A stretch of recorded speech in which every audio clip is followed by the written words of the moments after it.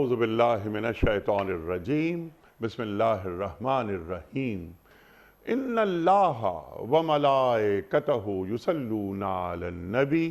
یا ایہا الذین آمنوا صلوا علیہ وسلموا تسلیما اللہم صلی علی سیدنا ونبینا وشفیعنا ومولانا محمد وعلی آل محمد وبارک وسلم۔ محترم خواتین و حضرات، السلام علیکم۔ پیام صبح کے ساتھ ایک بار پھر حاضر میں ہوں آپ کا میزبان انیق احمد۔ روزانہ آپ کی خدمت میں پروگرام پیش کرتے ہیں،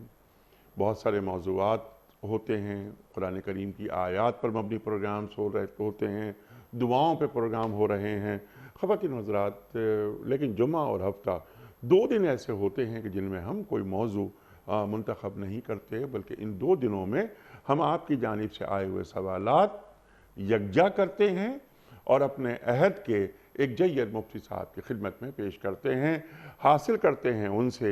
اپنے لیے رہنمائی قرآن اور سنت کی روشنی میں۔ کچھ سوالات ہم ریکارڈ کرتے ہیں یہاں کراچی، لاہور، اسلام آباد، ملتان، پشاور، کوئٹہ، حیدرآباد وغیرہ چند شہروں میں جا کر ہمارے نمائندے وہاں موجود ہیں، اور ہمارے نمائندے کچھ افراد سے گلیوں میں کھڑے ہو کر سوالات ریکارڈ کرتے ہیں، اور وہ سوالات ہم رکھتے ہیں مفتی صاحب کی خدمت میں۔ آج کے ہمارے معزز مہمان محترم مفتی ارشاد احمد اعجاز صاحب۔ مفتی ارشاد احمد اعجاز صاحب ایک جانا مانا نام ہمارے ملک کا، پیام صبح کا لازمی جز تشریف لاتے ہیں۔ ہمیشہ ہم مفتی صاحب سے سیکھتے ہیں۔ فارغ التحصیل دارالعلوم کراچی۔ ہمارے لیے بڑی خوش بختی کی بات کہ آج وقت نکالا ہمارے لیے محترم قاری محمد اکبر مالکی صاحب نے۔ قاری محمد اکبر مالکی صاحب سے کون واقف نہیں؟ پاکستان کے نمایاں قراء میں آپ کا شمار ہوتا ہے۔ ہمارے جو پروگرامز ہوتے ہیں ماہ رمضان میں، روح رمضان، وہ آپ کی تلاوت سے ان کا آغاز ہوتا ہے، یہ آپ اور ہم جانتے ہیں۔ قاری صاحب، میں آپ کو خوش آمدید کہتا ہوں اور درخواست کروں گا کہ سورہ علم نشرہ کی تلاوت سے آج کے پروگرام کا آغاز فرمائیں۔ محترم قاری محمد اکبر مالکی صاحب۔ اعوذ باللہ من الشیطان الرجیم،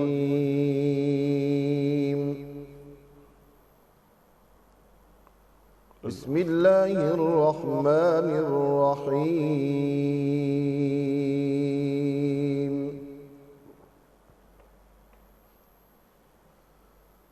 ألم نشرح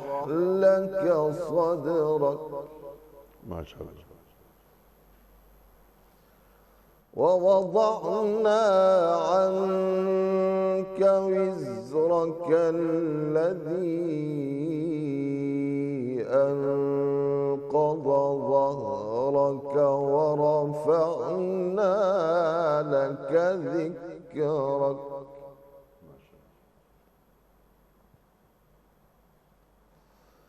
فإن مع العسر يسرا إن مع العسر يسرا فإذا فرغت فانصب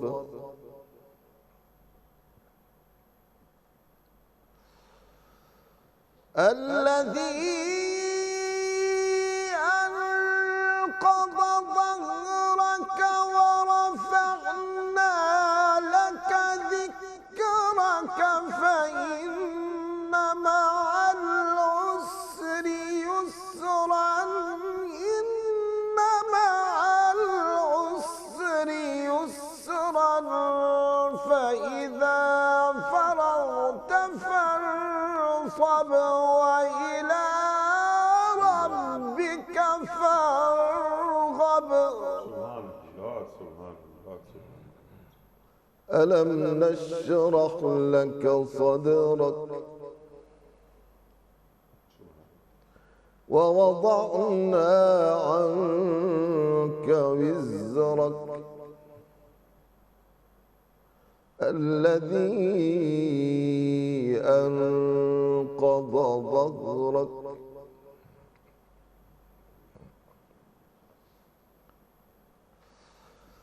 الذي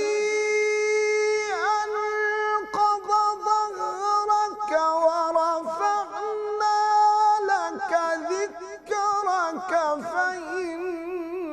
مع العسر يسرا إن مع العسر يسرا فإذا فرغت فانصب وإلى ربك فارغب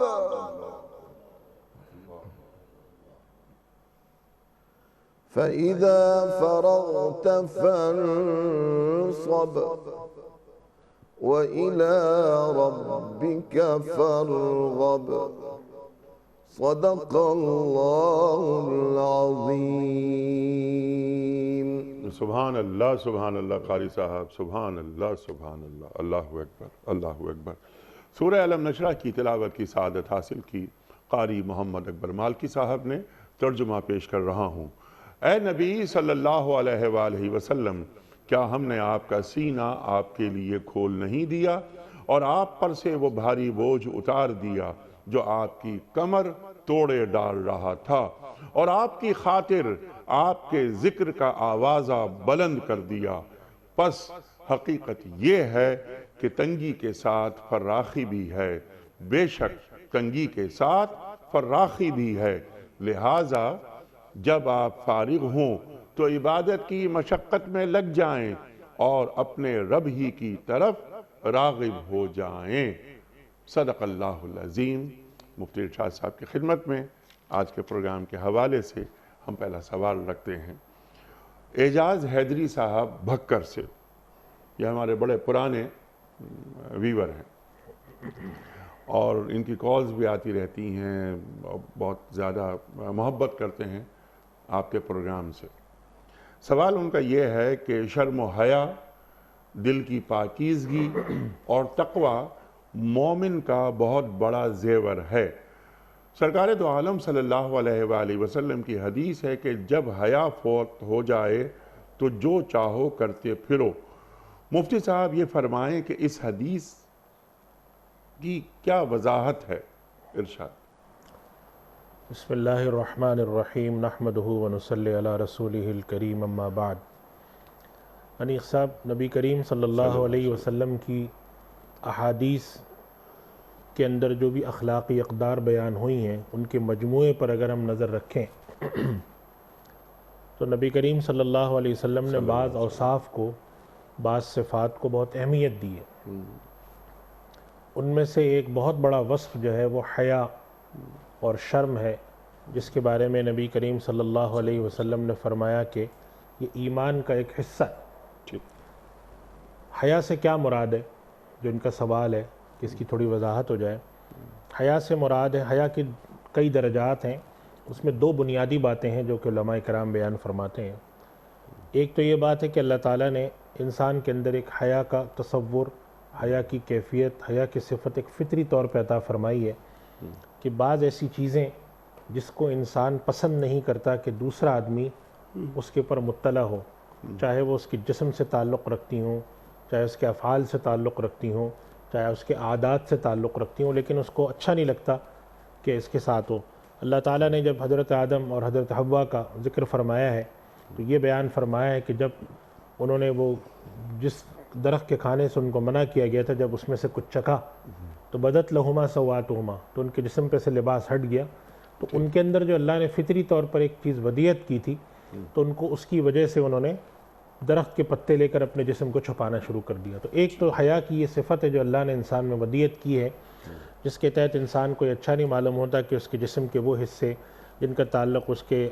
پوشیدہ اعضاء سے ہے، یا جسم کا ویسے ہی حصہ جیسے کہ ایک انسان پسند نہیں کرتا کہ وہ ایسا لباس پہن کر عام لوگوں میں گھومے جو لباس وہ شاید گھر میں پہن لیتا ہو، مثلا جسم کے اوپری حصے کو ننگا کر کے پھرنا، یہ تہذیب کے بھی خلاف سمجھا جاتا ہے۔ تو ایک تصور حیا کا یہ ہے، اور ایک تصور وہ ہے حیا کا جس کے جو ان چیزوں کے اندر اضافہ کر کے نبی کریم صلی اللہ علیہ وسلم نے بیان فرمایا ہے، اور اس کے اندر اعلیٰ اخلاق کا وہ حصہ جس کا تعلق مسائل کے بیان کرنے سے، شرم و حیا کی باتوں سے ہے، بے حیائی کے کاموں سے بچنے سے ہے۔ ان چیزوں کا بھی تعلق ہے، چاہے وہ انسان کے الفاظ سے ہوں۔ چنانچہ ایک ذکر آتا ہے کہ ایک مرتبہ خاتون نے کوئی اس طرح کے مسائل دریافت فرمائے تو نبی کریم صلی اللہ علیہ وسلم نے ان کو اشارتاً ایک بات بیان فرمائی تو وہ نہیں سمجھی، تو آپ سے انہوں نے دریافت کیا رسول اللہ آپ کیا بیان فرما رہے ہیں؟ تو آپ نے اظہار حیرت میں فرمایا سبحان اللہ، بس تم پاکیزگی حاصل کرو۔ تو حضرت عائشہ رضی اللہ تعالیٰ عنہ فرماتی ہیں کہ میں نے ان خاتون کو کھینچ کے اپنے پاس بلا کر پھر وہ بات سمجھائی۔ تو اللہ کے نبی صلی اللہ علیہ وسلم ایسے الفاظ استعمال کرنے سے اجتناب فرماتے تھے جو الفاظ بہت زیادہ اس طرح کے ہوں، حتیٰ کہ قرآن کریم میں نبی کریم صلی اللہ علیہ وسلم کی صفت اللہ تعالیٰ نے بیان فرمائی ہے کہ نبی صلی اللہ علیہ وسلم کو بعض باتیں اگر تکلیف پہنچا دیتی ہیں، جیسے کہ ایک دفعہ آپ نے صحابہ اکرام کو کھانے پہ بلایا تو صحابہ اکرام کھانے کے بعد بھی دیر تک بیٹھے رہے، اللہ کے نبی صلی اللہ علیہ وسلم چاہتے تھے کہ اب جا کے گھر آرام کریں، تو آپ کو یہ بات کہتے ہوئے تامل ہو رہا تھا، جسے ہم مروت بھی کہتے ہیں، حیا کا حصہ ہے۔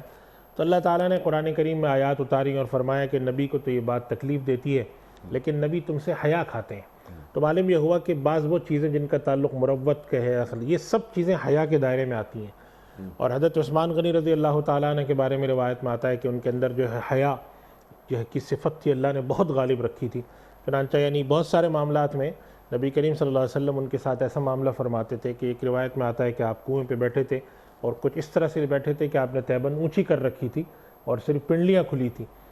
تو جب حضرت عثمان غنی رضی اللہ تعالیٰ عنہ تشریف لائے تو آپ نے وہ ڈھک لی اور فرمایا کہ میں ایسے شخص سے کیوں حیا نہ کروں جس سے ملائکہ بھی حیا کرتے ہیں۔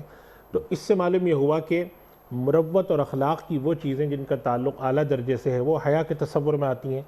دین نے جو ایک تصور دیا ہے وہ اس میں آتا ہے، یعنی کہ مثال کے طور پہ نبی کریم صلی اللہ علیہ وسلم کو اللہ تعالیٰ نے فرما دیا کہ آپ کو لیغفر لک اللہ ما تقدم من ذنبک وما تاخر، آپ کے اگلے پچھلے گناہ معاف ہیں، مگر نبی کریم صلی اللہ علیہ وسلم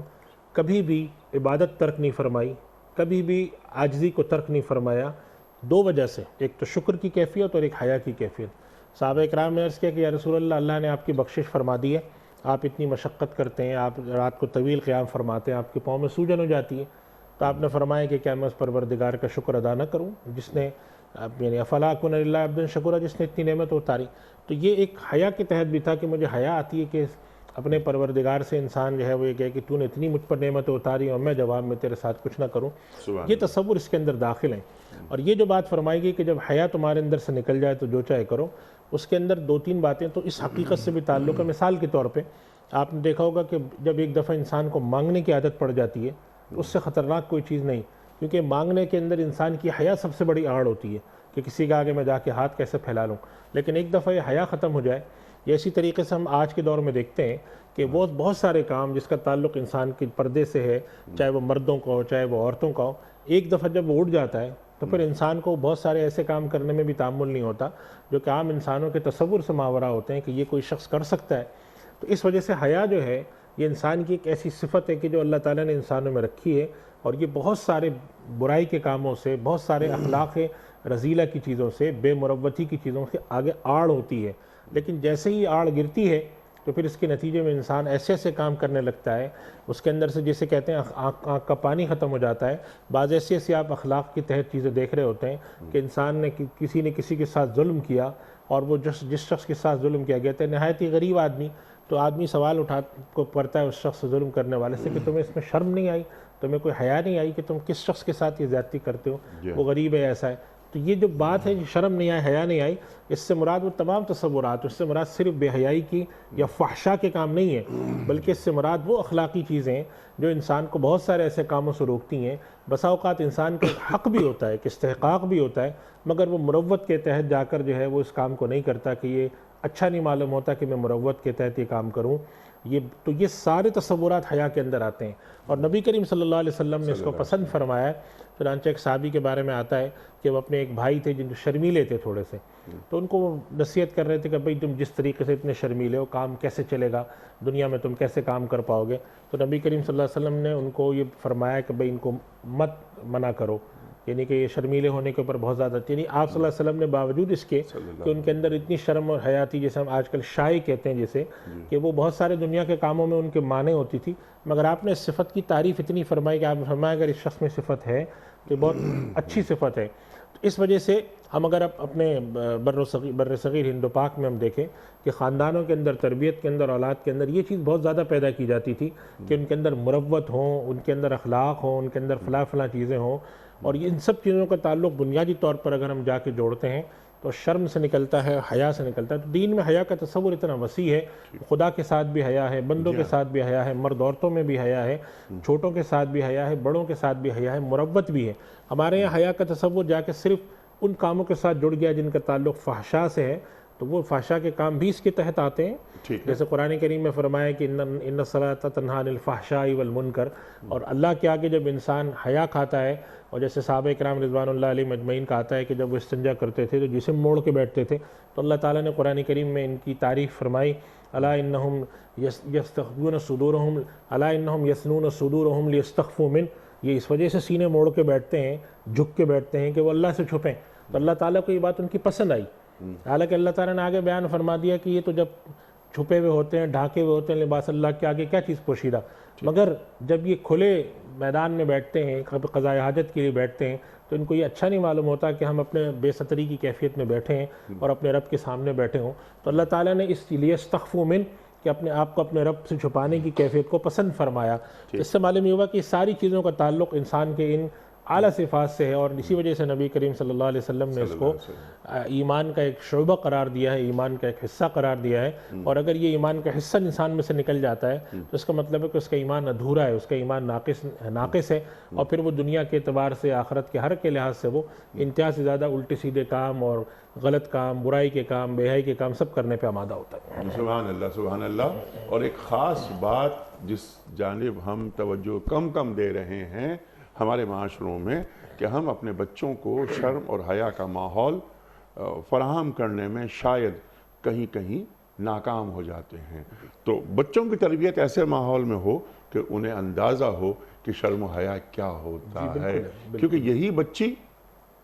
بڑی ہو رہی ہے، یہ مستقبل کی ماں ہے، یہی بچہ جو بڑا ہو رہا ہے وہ مستقبل کا باپ ہے۔ تو دینی اقدار، پھر معاشرتی اقدار ہماری ہم مشرق میں رہتے ہیں تو ہماری اقدار ہیں، تو ان کو ہمیشہ پیش نظر رکھنا چاہیے۔ بالکل ایسے، بالکل ٹھیک ہے مفتی صاحب۔ اگلا سوال عبدالرشید آوان صاحب کا، ظاہر پیر ڈسٹرکٹ رحیم یار خان۔ ان کا سوال یہ ہے کہ ایک آدمی کو کسی کا قرض دینا ہے اور وہ آدمی وفات پا گیا، اس کے ورثہ کو اس بات کا علم نہیں، قرض لینے والا آدمی خاموشی سے جا کر اس کے ورثہ کو وہ رقم دے آتا ہے، یہ بتاتا نہیں کہ یہ آپ کے والد کا قرض ہے جو مجھے ادا کرنا تھا، کیا اس طرح قرض ادا ہو جائے گا؟ جی دیکھیں، یعنی اس سوال سے سمجھ میں آ رہا ہے کہ جن صاحب نے ان کو قرضہ دیا تھا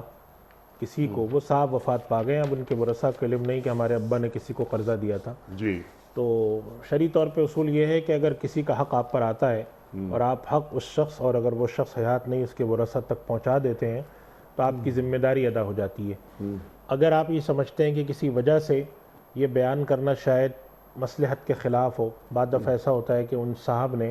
قرضہ دیتے وقت پوشیدہ رکھا معاملے کو، اب اگر یہ جا کر ظاہر کریں گے تو خاندان میں ہو سکتا ہے کہ کوئی ایسی بات ہو یا ان کا تعلق ان سے ایسا ہے کہ لوگوں کے علم میں نہیں تھا، تو اگر اس وجہ سے مصلحت کے تحت وہ پوشیدہ رکھتے ہیں تو اس کی شرعاً گنجائش نکلتی ہے، اس لیے کہ حق تو کم سے کم ان تک پہنچ جانا چاہیے، حقدار تک۔ لیکن اگر یہ بتا دیں، اگر کوئی ایسی مصلحت آڑے نہیں ہے، اور زیادہ سے زیادہ یہ ہے کہ کوئی آدمی کیا سوچے گا کہ میں مقروض تھا، تو اس میں کوئی حرج کی بات نہیں ہے، ان کو بتا دینا چاہیے۔ البتہ اگر یہ خوف ہو ان کو کہ ہم بتائیں گے یا ہم تذکرہ کرتے ہیں تو وہ آ جاتے ہیں کہ بھئی یہ پیسے اتنے کم نہیں ہو سکتا ہے کہ وہ، جیسے بعض دفعہ ہوا کسی نے جا کر کہا یہ ہم اتنے کے مقروض ہیں، انہوں نے کہا اتنے کے تھوڑی ہوں گے، آپ زیادہ کے ہوں گے، آپ اور دیں پیسے ہمیں۔ تو اگر اس قسم کے مفاسد کا خطرہ نہ ہو یا کوئی مصالح پیش نظر ہو، پھر بغیر بتائے بھی جا کے دیا جا سکتا ہے، ورنہ دیتے وقت بتا دینا چاہیے کہ اتنے پیسے کا میں مقروض تھا اور والد صاحب وفات پا گئے ہیں تو میں آپ کے پاس لا کے دے رہا ہوں۔ تو اس طریقے سے ذرا بہتر ہو جاتا ہے کہ ان کے بھی علم میں ہوتا ہے، لیکن اگر ان مصلحتوں کی وجہ سے چھپا دیتے ہیں تو بھی کم سے کم چونکہ حق ادا کر رہے ہیں، لہٰذا انشاءاللہ عند اللہ وہ بری الذمہ ہوں گے۔ ٹھیک۔ اچھا، ایک اور بات یہ کہ اگر ایک قرض جا کر لوٹا رہا ہے ایک شخص، فرض کیجئے کہ میں نے آپ کے ابا سے 1 کروڑ روپے لیے تھے، یہ واپس کر رہا ہوں، تو وراثت کی تقسیم میں بھی آسانی ہو جائے گی؟ جی، وراثت کی تقسیم اس لیے آسانی ہوگی نا کہ وہ لوگ جو ہیں جب وہ اپنی وراثت کی تقسیم کر رہے ہیں تو ان کے علم میں تو جو چیز ان کے والد چھوڑ کر گئے وہی ہیں. اب ان کو یہ نہیں معلوم کہ میرے والد نے اگر کسی کو قرضہ دے رکھا تھا یا کسی سے کوئی پیسے ان کو وصول کرنے تھے وہ کتنے ہیں, تو اچھا ہے کہ جا کر بر وقت دے دیں. اور ورثاء کو باقاعدہ بتا کر دینے میں ایک فائدہ یہ بھی ہوتا ہے, بس بعض دفعہ ایسے معاملات سامنے آئے کہ انہوں نے جا کے کسی ایک وارث کو بغیر بتائے دیا, اس نے پیسے رکھ لیے, اور اب حالانکہ اس میں سب ورثاء کا حق ہے, لیکن اس کو یہ بات معلوم نہیں تھی, تو اس کے ذہن میں آیا کہ شاید یہ ہمارے والد کے دوست ہیں یا ہمارے قریبی عزیز ہیں, بزرگ ہیں, جنہوں نے والد کی وفات کے موقع پر اخراجات کی مد میں بسا اوقات لوگ تعاون کر دیتے ہیں, تو اس موقع پر انہوں نے دے دی ہیں, تو والد کے تدفین اور دیگر جو رسومات ہیں اس کے اندر میں خرچ کر دوں گا. تو اس لیے بس بتا کر دینے میں یہ فائدہ ہے, یہ بہتری ہے کہ کم سے کم ان کے علم میں ہوگا کہ یہ والد کا ترکہ ہے اور ہم سب ورثاء میں تقسیم ہونا ہے. اس وجہ سے اگر کوئی بڑا کوئی ایسی چیز نہ ہو, مصلحت کوئی بڑا یعنی خطرہ نہ ہو کسی فساد وغیرہ کا, تب تو پھر بہتر یہ ہے کہ وہ مطلع کر دیں. لیکن اگر کوئی ایسی چیزیں ہیں جس میں ان کو اندیشہ ہے بعد معاملات بگڑنے کا, تو پھر ان کو بغیر مطلع کیے کسی طریقے سے ان کو جا کر دے سکتے ہیں تاکہ پھر وہ آپس میں تقسیم کر لیں. سبحان اللہ سبحان اللہ. اگلا سوال ہے مسعود عالم رضوی صاحب کا. یہ فیڈرل سیکریٹری رہے ہیں پاکستان میں, ہمارا پروگرام بہت دیکھتے ہیں اور ان کے فونز بھی آتے رہتے ہیں. ان کا سوال یہ ہے کہ مفتی صاحب آپ اپنی گفتگو میں ایک لفظ استعمال کرتے ہیں توفیق, اس لفظ کے معنی کیا ہے؟ انیق صاحب بہت بڑا سوال ہے, اور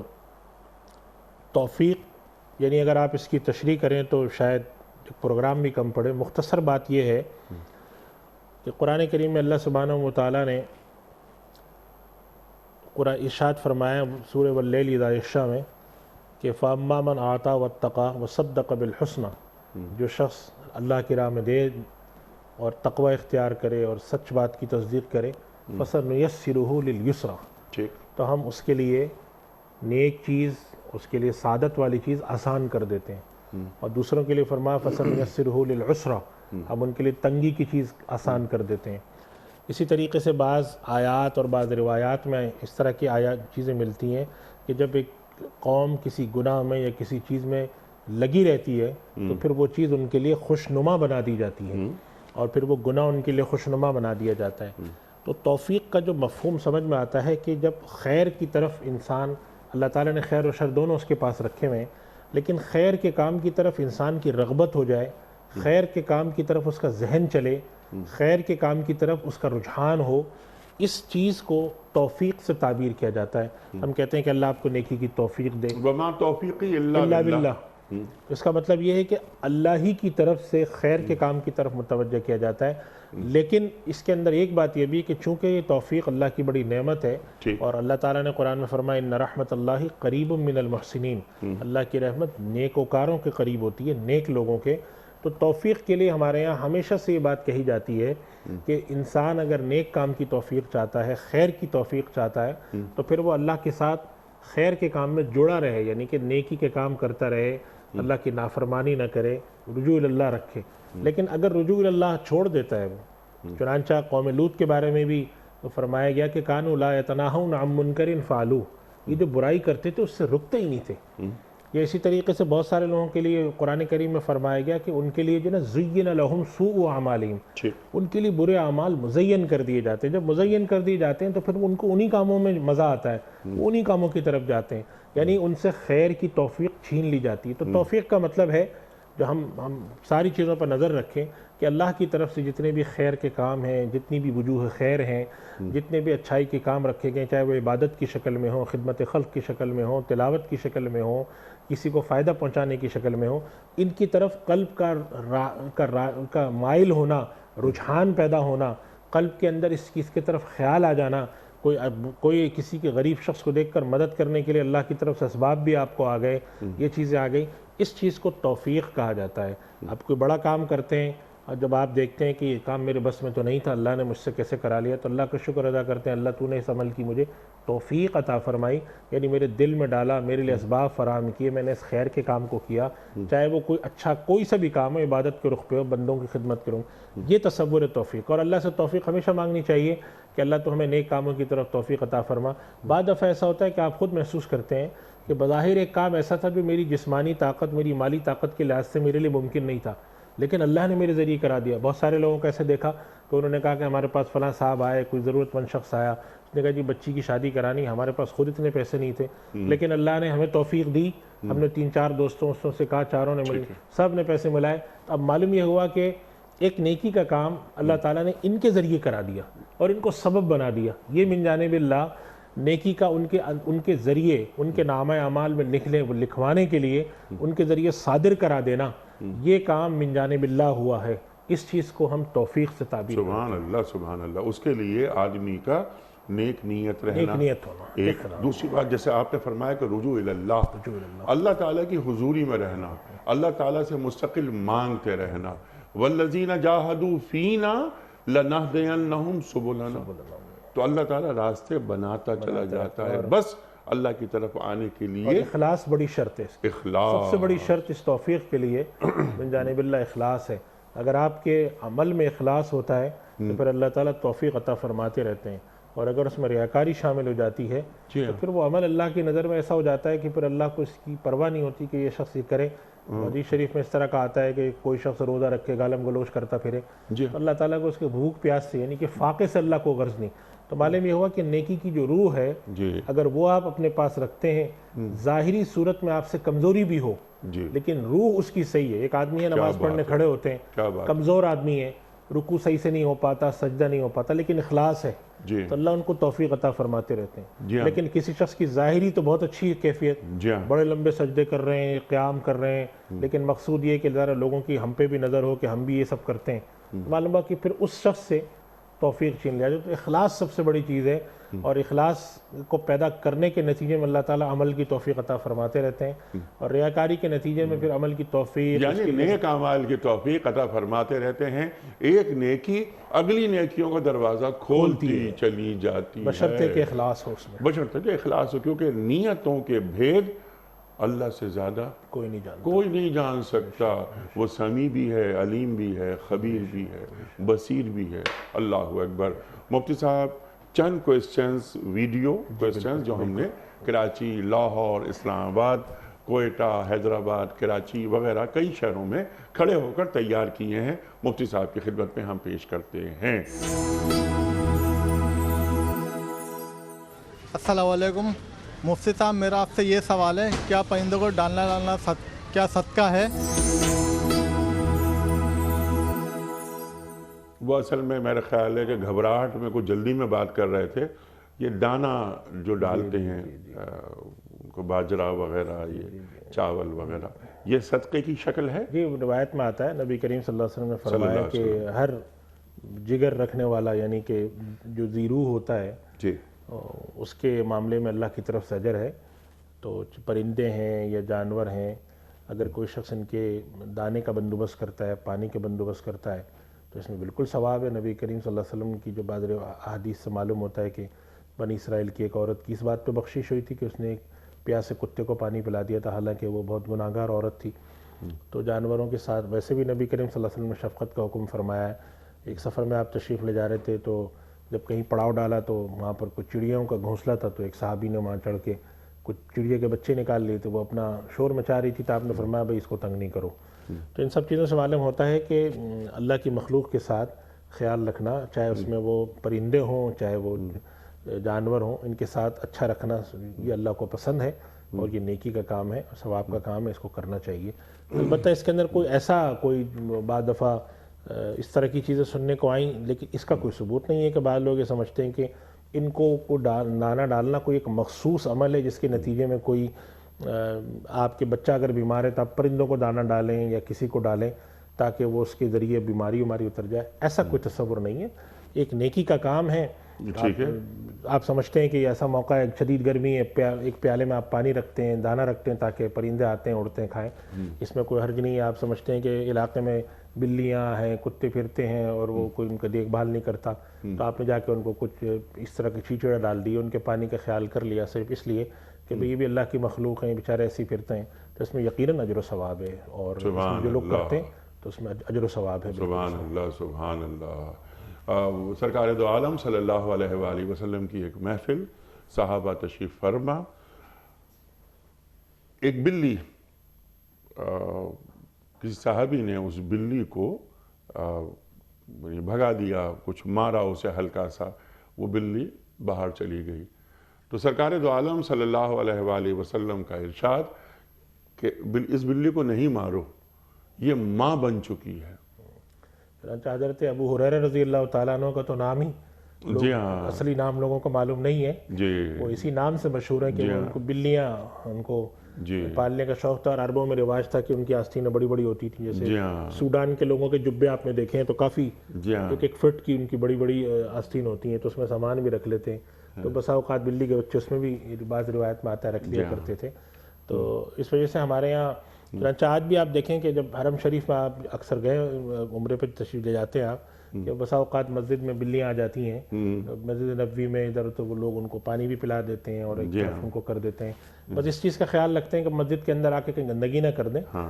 باقی تو اس وجہ سے جانوروں کا، پرندوں کا، ان کا خیال رکھنا جو ہے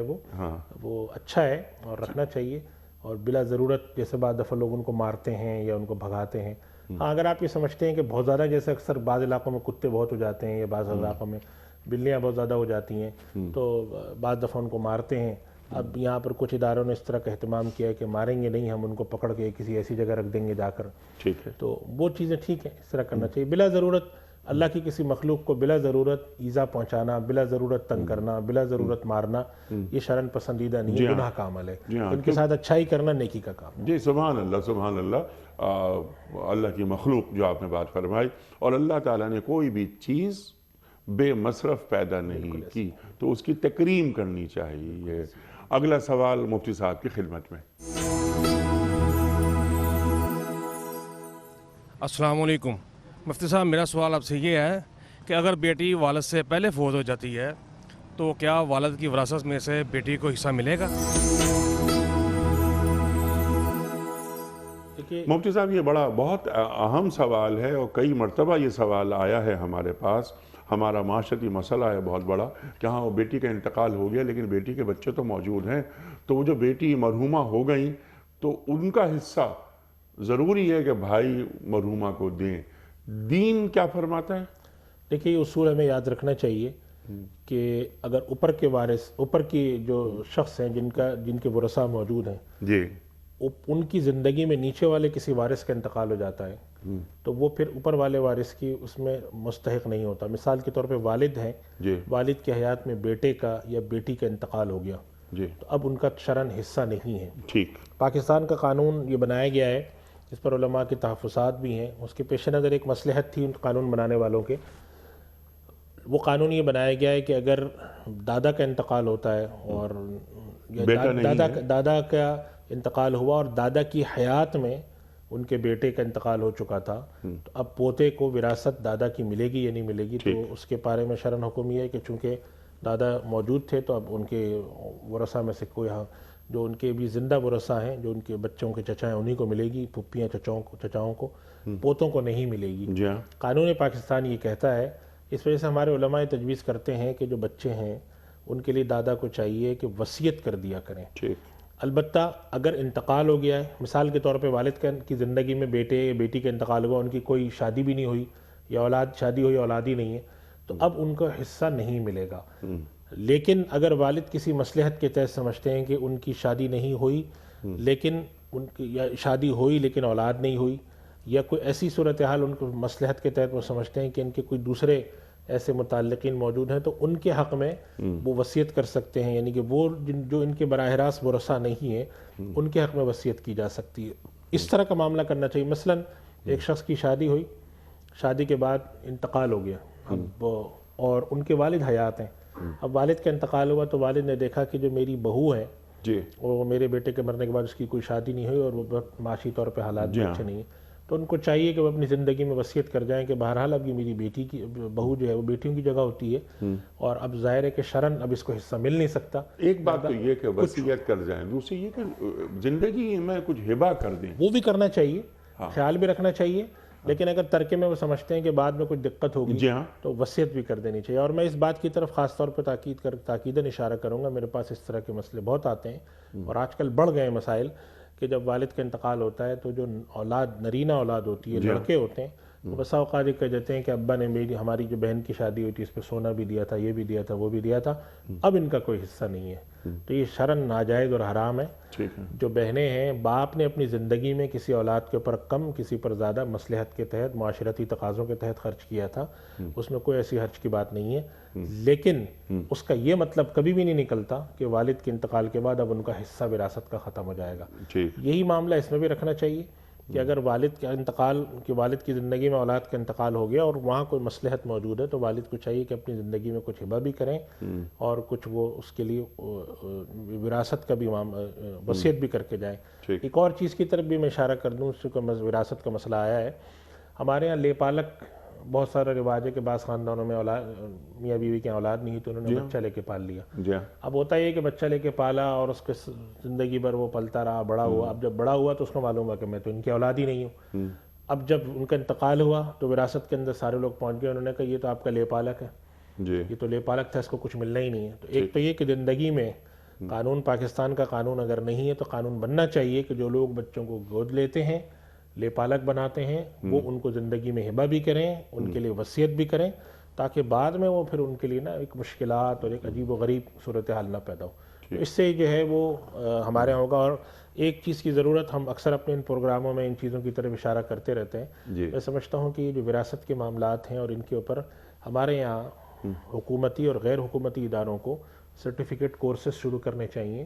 جو کہ مہینے کے اندر 2 یا 3 ہفتوں کی ویکنڈ کلاسز کے ذریعے لوگوں کو پتہ چلے کہ ان کے اوپر شرعاً کیا لازم ہے۔ معلوم ہی نہیں ہوتا لوگوں کو، دینی بنیادی مسائل معلوم نہیں ہوتے، اور جب اللہ تعالیٰ ان کو دین کی سمجھ دیتا ہے، توفیق دیتا ہے 45-50 سال کی عمر میں، تب ان کو اندازہ ہوتا ہے کہ ہم نے 20 سال پہلے یہ غلطی کر دی، اب یہ غلطی کر دی، اور اب اس غلطی کا مداوع کرنا بھی بڑا مشکل ہوتا ہے۔ جی ہاں، تو لوگوں کو چاہیے کہ وہ چاہے شادی بیاہ کے معاملات ہوں، مشترکہ کاروبار کے معاملات ہوں، وراثت کے معاملات ہوں، اس کے اوپر ایک سرٹیفکیٹ پروگرام چھوٹے بڑے ان میں شریک ہوں، دین کی فہم پیدا کریں اور اس کے ذریعے لوگوں کے حق نہ ماریں، اور نماز پڑھتے ہیں، تہجد پڑھتے ہیں، عمرہ کرتے ہیں، حج کرتے ہیں، اور حقوق کی ادائیگی میں گڑبڑ ہوتی ہے، کاروبار کے اندر گڑبڑ ہوتی ہے، یہ اللہ کو بالکل پسند نہیں ہے کہ ایک انسان اس طریقے سے آئے کہ اس نے نیکی بھی کر رکھی ہوں اور 10 لوگوں کے حق بھی مارے ہوئے، اور مارے ہوئے کس لیے ہوں؟ نادانی میں مارے ہوئے، اور نادانی کیوں ختم نہیں کی؟ کبھی پڑھنے کی کوشش ہی نہیں کی۔ جس طرح آپ اپنی مینجمنٹ اسکل بڑھانے کی کوشش کرتے ہیں، اپنے انٹرپرسنل اسکل بڑھانے کی کوشش کرتے ہیں، آپ یہ کوشش کرتے ہیں کہ مجھے پہننے اوڑھنے کا قرینہ آئے،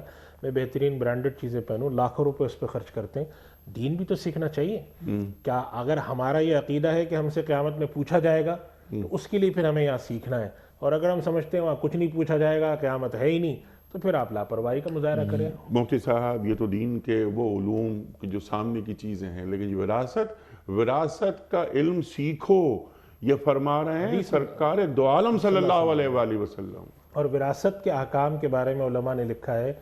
وراثت وہ واحد احکامات ہیں وراثت کے کہ جس کی تفصیل اللہ تعالیٰ نے قرآن کریم میں بڑی واضح بیان فرمائی، اور یہ براہ راست قرآنی احکام ہیں، جی ہاں، اور ان کے اندر جس طرح باقی معاملات کے اندر بہت سارے علماء کرام کے اجتہادات بھی ہیں اس کے اندر ایسا نہیں ہے، تو اس کا تو حدیث میں جیسا آپ نے فرمایا اس کا حکم بھی ہے، اور خاص طور پہ جب آپ کو معلوم ہو کہ لوگ حق ضائع کرتے ہیں، ایک دوسرے کے حقوق مارتے ہیں، اور قانونی طور پہ پیچیدگیوں کی وجہ سے کہ اس کے نام جائیداد ہے، اس کے نام جائیداد ہے، لوگوں کے لیے حق مارنا آسان ہوتا ہے، اور پھر آخر کی وہی چیز بلا وجہ کی جھجک کہ آدمی اگر کہتا ہے کہ فلاں نے مجھ سے حصہ مانگ لیا تو بڑا بے شرمی کا کام کر دیا۔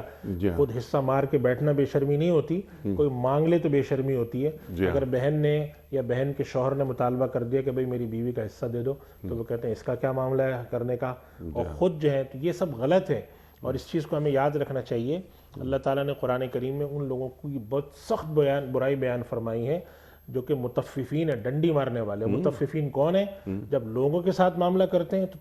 پورا تولتے ہیں، اور جب خود معاملہ کرنا پڑے تو ڈنڈی ماریں۔ تو جب آپ کو لینے کا معاملہ ہے حق کا، تو آپ فوراً مفتی صاحب کے پہنچ کے فتوے لکھوائیں کہ جی میرا حق یہ بنتا ہے آپ دیں، اور جب دینے کا معاملہ آئے تو اپنی طرف سے تعویلات کریں، یہ نہ کریں۔ یا اس کے ساتھ ساتھ یہ اچھی بات فرمائی بہت کہ دینے کا معاملہ ہے تو نہیں دیا جا رہا، لیکن اس کو ہم کر لیتے ہیں ذرا جسے کہتے ہیں نا کہ flip side of the picture, کہ مجھے لینا ہے، میرے والد کا انتقال ہو گیا تو اب بہن بھائیوں میں جائیداد تقسیم ہو رہی ہے، لیکن میں یہ سوچ رہا ہوں کہ میں نہیں لیتا، میرے حالات بہت اچھے ہیں، تو یہ اس بھائی کو یا اس بہن کو جس کے نسبتاً جس کی معاشی حیثیت کمزور ہے اس کو دے دی گئی کہ یہ آپ لے لیجئے، یہ بھی غلط ہے کہ پہلے میں وہ حصہ جو مجھے مل رہا ہے میرا حصہ وہ میں لوں اور اس سے حاصل کرنے کے بعد جس بہن کو یا جس بھائی کو دینا چاہیے اسے دے دوں. ایسا ہی ہے نا؟ جی اس میں تفصیل ہے. اصل میں تفصیل یہ ہے کہ وراثت تقسیم ہو رہی ہے, جی 3 بھائی اور 3 بہنیں. ٹھیک. ایک بھائی نے کہا مجھے ضرورت نہیں تو بس میرا تو نام ہی مت لکھو, جی آپس میں بانٹ لو. ٹھیک. یہ طریقہ غلط ہے. جی آپ یہ کریں کہ آپ کہیں کہ بھائی آپ حصہ لگائیں, ہاں سب کی جتنی جائیداد بنتی ہے, جتنی نقدی, جتنا جیولری, جتنی پراپرٹی بنتی ہے, میں تحریری طور پر ریلنکوشمنٹ ڈیڈ بنتی ہے, میں تحریری طور پر آپ کو باقاعدہ طور پر لکھ کر دوں گا کہ یہ میرا حصہ بنتا ہے, یہ میرے پاس آ رہا ہے, اور میں یہ آپ چاروں کے حق میں یا کسی ایک کے حق میں دستبردار ہوتا ہوں. ٹھیک. قانونی طریقہ ہمارے اختیار نہیں کیے جاتے. ہم لوگ تو سمجھتے ہیں کہ اگر ہم قانونی طور پر کوئی کام کریں گے یا وراثت کے لیے ہم بیٹھیں گے تو پتہ نہیں کیا قیامت آ جائے گی. وہ ہم نے سنا ہوگا, ہم اکثر اس پروگرام میں پہلے بھی یہ مسئلہ آیا تھا کہ وہ کہتے ہیں کہ جی وہ ابا کی قبر کی مٹی ابھی خشک نہیں ہوئی ہے اور کفن میلا نہیں ہوا ہے. حالانکہ شریعت کا حکم تو الٹا ہے جی ہاں کہ مٹی خشک ہونے سے پہلے بیٹھو, 3 دن کے اندر بیٹھ کے تفصیلات طے کرو. کوئی ضروری نہیں ہے کہ سب کچھ بانٹو, بیٹھ تو جاؤ, طے تو کرو کہ بھئی یہ چیزیں ہیں, ان کا حق ہے, ان کا قرض ہے, ہم سب ادا کریں گے. اور یہ بات انیق صاحب یاد رکھنی چاہیے, حدیث شریف میں آتا ہے اگر کسی کے اوپر قرضے کا بوجھ ہے, ادائیگی کا بوجھ ہے, جی اور اس کی دینے کی نیت ہے تو اللہ کی مدد آتی ہے, سبحان اللہ. اور اگر دینے کی نیت نہیں ہے تو اللہ کی مدد اٹھا لی جاتی ہے. اللہ اکبر. اگر ایک شخص ہے وہ سمجھتا ہے کہ بھئی اگر ابا کی جائیداد میں تقسیم کرتا ہوں تو میں جس گھر میں رہتا ہوں اس گھر سے میں محروم ہو جاؤں گا, مجھے کرائے کے گھر جانا پڑے گا, کوئی پرواہ نہیں کرے اس کی, یہ حق ادا کرے نا. آپ نے اگر کسی کا حق مار کے اس دنیا میں اپنا گھر بنا بھی لیا تو جس دن آپ قبر میں نیچے جائیں گے اس دن وہاں حساب کتاب کون دے گا؟ جی ہاں لوگ یہ کرتے ہیں. اور یہ ایک الگ بات ہے کہ جب ہم وراثت کی تقسیم کے اندر ہم لوگوں کو یہ تلقین کرتے ہیں کہ اگر اللہ نے آپ کو حیثیت دی ہے, بہنیں ہیں ان کی اچھی جگہ شادی ہو گئی, اللہ نے ان کو آباد رکھا ہوا ہے, گھر ہیں, بھائیوں کو چاہیے کہ ان کو بلا کر کہیں بہنوں کو کہ تمہارا حق ہے, جی ہاں ہم غریب ہوں یا امیر ہیں اس کو چھوڑ دو, تمہارا حق ہے, کیونکہ قرآن کا حکم ہے. قرآن کا حکم ہے. اب اگر وہ بہنیں یا کوئی ایک بھائی اپنی خوشی سے چھوڑتے ہیں تو ظاہر سی بات ہے کہ اللہ تعالیٰ کو تو پسند ہے کہ لوگ ایک دوسرے کے ساتھ خیر خواہی کریں, سبحان اللہ کو پسند ہے کہ لوگ ایک دوسرے کے ساتھ اچھائی کریں. تو اگر ایک آدمی اس نیت سے دینے کو تیار بیٹھا ہے اور دوسرا اس بات پر تیار بیٹھا ہے میں نیکی کروں گا, تو یہ تو وہ منظر ہے جو کہ صحابہ اکرام کے عہد میں ہوتا تھا. سبحان ایثار. ایثار, تو اللہ نے ایثار کو کتنا پسند کیا, قرآن میں ذکر آیا. تو ایثار پسندیدہ ہے لیکن کھینچ کر جبری طور پہ مانگنا نہیں ہے. تو ان چیزوں کی ہمیں تربیت اور تعلیم کی بہت زیادہ ضرورت ہے, اور ہمیں ان چیزوں پر توجہ اس لیے بھی دینی ضروری ہے کہ ان معاملات کی شفافیت سے اللہ تعالیٰ کے انسان کے مراتب بلند ہوتے ہیں. حضرت عمر رضی اللہ تعالیٰ نے بھی یہ فرماتے تھے, اور بڑے بڑے جتنے بھی ہمارے یہاں جو ہم اسلامی تاریخ میں جائزہ لیتے ہیں کہ جو بڑے لوگ گزرے جنہوں نے لوگوں کے اخلاق اور تربیت پہ کام کیا, وہ یہ کہا کرتے تھے کہ کسی انسان کے اخلاق اور کسی انسان کے دین کو پرکھنے کا طریقہ صرف اس کی نماز و روزہ نہیں ہے, جی ہاں یہ دیکھنا چاہیے کہ اس کے معاملات کیسے ہیں, مالی معاملات میں کیسا ہے, شفاف ہے یا نہیں ہے, حق ادا کرنے میں ہے یا نہیں ہے. اگر آپ نماز بہت اچھی پڑھتے ہیں, عمرہ کرتے ہیں, حج کرتے ہیں, بہت اچھی بات ہے, لیکن اگر آپ کسی کا حق مار کے کرتے ہیں تو اللہ تعالیٰ کے آپ کس منہ سے کھڑے ہو کر آپ میدان عرفات میں ہاتھ اٹھاتے ہیں کہ پروردگار معاف کر, جبکہ آپ کو معلوم ہے کہ آپ لوگوں کے ساتھ حق مار کے اس کا ایک ڈھیر لگا کے آئے ہوئے, کس منہ سے آپ اللہ کے آگے جا کر جو ہے آخری عشرے میں کھڑے ہو کر جو ہے وہ معافی تلافی کرتے ہیں. ایسی معافی تلافی قبول کرنے والی ذات اللہ کی ہم کچھ نہیں کہہ سکتے. ظاہری اصولوں کے تحت ایسی معافی تلافی کا کوئی اعتبار نہیں ہے, چاہے آپ کعبے کا پردہ پکڑ کے مانگیں. آپ یہاں بیٹھے ہوئے ہیں اور ساری زندگی آپ اللہ نے توفیق دی ایک عمرہ کرتے ہیں لیکن معاملات آپ کے صاف ہیں, وہ اللہ کے زیادہ قابل قبول ہے. تو یہ جو سوال ہے اس پر ہماری بات تھوڑی لمبی چلی گئی لیکن اس کی اہمیت بہت زیادہ ہے, اور میں ایسے اداروں سے بھی ہم ہمارے جو اپنے مدارس ہیں ان سے بھی میں کہتا ہوں, اور اب انہوں نے شروع بھی کیے ہیں اس طرح کے شارٹ کورسز جن کا تعلق طلاق کے مسائل سے ہو, میاں بیوی کے حقوق سے ہو, وراثت کی تقسیم سے ہو, مالی معاملات سے ہو, سود اور اس کی برائیوں سے ہو, یہ سرٹیفکیٹ کورسز انٹروڈیوس کرائیں. اور ہمارا وہ طبقہ جو کہ مینجمنٹ سائنس پڑھتا ہے, انجینئر بنتا ہے, ڈاکٹر بنتا ہے, وہ ان کی تعلیم حاصل کریں. اس لیے کریں کہ قرآن کریم میں اللہ سبحانہ و تعالیٰ نے جو کوئی قیامت کا منظر کھینچا ہے تو اس کے اندر ایک جملہ ارشاد فرمایا ہے کہ الا یظن اولئک انہم مبعوثون, کیا یہ لوگ نہیں گمان کرتے کہ یہ کھڑے ہوں گے ایک دن, یوم یقوم الناس لرب العالمین, جب لوگ پروردگار کے سامنے کھڑے ہوں گے. اب وہ پوچھ رہا ہوگا تم کیا, اس دن کی تیاری کرنے کے لیے ضروری ہے کہ ہمیں اس کا علم ہو. اور علم کے لیے ضروری ہے کہ ہم سیکھیں. ٹھیک ہے. اگر ہم جا کے صرف فضیلت کی بات سیکھتے ہیں, کوئی درس سن لیتے ہیں, تو اس سے ہمارے اندر تقویٰ میں, خشیت میں تو اضافہ ہو سکتا ہے, لیکن ہمیں یہ نہیں معلوم ہو سکتا کہ ہم پر فرض کیا ہے اور ہمیں اللہ کی اطاعت کس طرح کرنی ہے. اس کے لیے ہمیں جاننا ضروری ہے. جی, ہم اللہ کی اطاعت کرنا چاہتے ہیں, ہم سرکار دو عالم صلی اللہ علیہ وآلہ وسلم کی اتباع کرنا چاہتے ہیں, لیکن جو آپ نے فرمائی بہت اہم بات کہ میں جان سکوں. میں قرآن کریم پڑھ لیتا ہوں کہ ما آتاکم الرسول فخذوہ وما نہاکم عنہ فانتہوا. جو رسول تمہیں دیں لے لو, جس سے روک دیں رک جاؤ. مجھے معلوم تو ہو کہ کون سی چیزیں میں لے سکتا ہوں جو اللہ کے رسول صلی اللہ علیہ وآلہ وسلم مجھے دے رہے ہیں, اور ان چیزوں سے میں رک جاؤں جو قرآن فرما رہا ہے, کہ جن سے رسول صلی اللہ علیہ وآلہ وسلم نے منع فرما دیا. چیزیں معلوم تو ہوں نا. بالکل ضروری کہ یہ اللہ تعالیٰ کی معرفت کے بغیر کیا اللہ تعالیٰ کی عبادت کی جا سکتی ہے؟ اللہ اکبر, اللہ اکبر. وہ عبادت جو اللہ کو مطلوب ہے. تمام زندگی کی عبادت ایک لمحے کا علم نہیں بن سکتی. تو علم حاصل کر کے پھر اللہ تعالیٰ کی بندگی کی جائے. مفتی صاحب, میں آپ کا بڑا ممنون, آپ تشریف لائے. قاری صاحب بڑا شکر گزار, اکبر مالکی صاحب تشریف لاتے ہیں, بڑی خوشی ہوتی ہے. خواتین و حضرات, وقت جب مکمل ہوا ہمارے آج کے پروگرام کا. آپ اور ہم جانتے ہیں کہ پروگرام کا اختتام ہوتا ہے ایک قول پر, اور وہ قول ہوتا ہے صاحب نہج البلاغہ امیر المومنین حضرت علی مرتضیٰ کرم اللہ وجہہ کا. آپ فرماتے ہیں کہ تکبر گناہوں میں مبتلا ہونے کی دعوت دیتا ہے. تکبر گناہوں میں مبتلا ہونے کی دعوت دیتا ہے. اللہ اکبر. خواتین حضرات, اپنے میزبان انیق احمد کو کل تک کے لیے اجازت دیجیے. خدا حافظ.